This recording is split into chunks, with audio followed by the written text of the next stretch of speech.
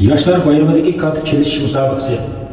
Partiya hukumatning yaqindan qo'llashi bilan keng xalq omasining ma'naviy madaniyat faoliyatini beritish uchun Yoshlar bayramida Kalpin Naya Ochal bozori Qizilqum milliy urf-odat maydonida katta bir maydon milliy chelish musobaqasi olib berildi.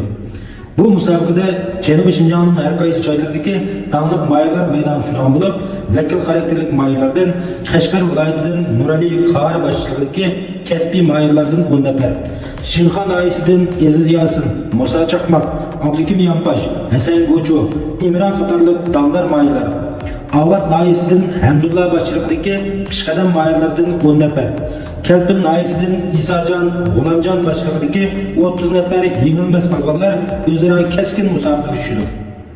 Bundan boshqa yana o'zining qobiliyatini sinab ko'rishni xohlaydigan yoshlarning maydonga tushib mahorat ko'rsatishini qarshi olamiz. Bu musobaqa faqat bir kun elib berildi.